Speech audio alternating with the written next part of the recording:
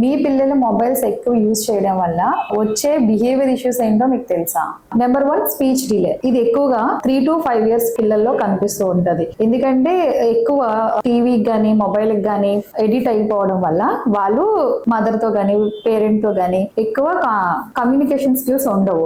So silent గా వాళ్ళు పని చేసుకుంటూ అది ఎంజాయ్ చేసుకుంటుంటారు కాబట్టి వాళ్ళకి స్పీచ్ డిలే అన్నది వస్తూ ఉంటది. అలాగే second point, poor concentration. Phone ఎక్కువ చూడడం వల్ల రీల్స్ త్వరగా చూస్తూ ఉంటారు. అలాగే కొన్ని మూవీస్ గానీ ఏదైనా చూడడం వల్ల త్వరగా ఫాస్ట్ గా షార్ట్స్ చూడడం వల్ల వాళ్ళు దానికి ఎడిట్ అయిపోయి వాళ్ళకి ఏదైనా ఫాస్ట్ గా అయిపోవాలి అన్నది ఉంటుంది. దాని వల్ల ఏంటంటే స్టడీ మీద కానీ ఇంకా ఏదైనా వర్క్ మీద కానీ ఫోకస్ అన్నది చాలా తగ్గుతూ ఉంటది.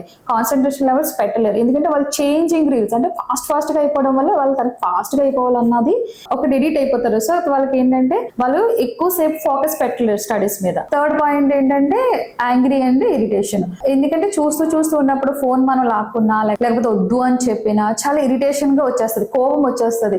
అస్తమాను దేనికి కోపగిస్తున్నారు అన్నది వాళ్ళకి తెలియదు. సో కోపం పెరిగిపోతే ఇరిటేషన్ పెరుగుతుంది. ఏమన్నా తీసుకురమ్మన్నా చేయమన్నా ఇంకా ఆ ఫోన్ ఎఫెక్ట్ అనేది చాలా ఎక్కువగా ఉంటది వాళ్ళు.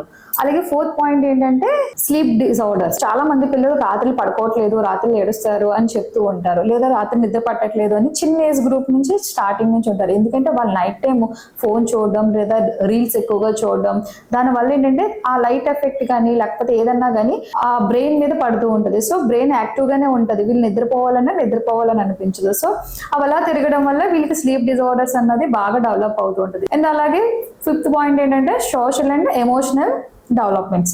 సోషల్ ఎమోషనల్ అంటే ఫోన్ ఎక్కువ యూజ్ చేయడం వల్ల అంటే అవుట్కి వెళ్ళరు పిల్లలు, బయటికి వెళ్ళరు, ప్లే చెయ్యరు, దీనికి దాంట్లోనే కూర్చొని ఉండడానికి చూస్తారు. సో దానివల్ల ఏంటంటే సోషల్ బౌండరీస్ అన్నది ఎక్కువ డెవలప్ చేసుకోలేరు.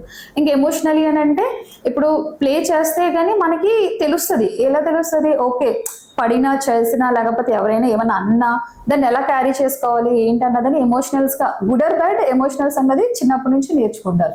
కానీ ఇందులో ఏమవుతుందంటే ఇంక స్క్రీన్ చూడడం వల్ల ఎక్కువగా స్క్రీన్ కి దాంట్లో ఏమొస్తుందన్న తెలుస్తుంది కానీ స్ట్రాంగ్ అవ్వలేరు తర్వాత పిల్లలు. కాబట్టి ఫోన్ అన్నది టెంపరీ ఎంటర్టైన్మెంట్ ఇస్తుంది కానీ అది పిల్లల మీద చాలా ఎఫెక్ట్ అన్నది వస్తుంది. పర్మనెంట్ చేంజెస్ ఉంటాయి బిహేవియర్ లో. మనం నెక్స్ట్ వీడియోలో దీన్ని ఎలా తగ్గించవచ్చు అన్నది చూడొచ్చు.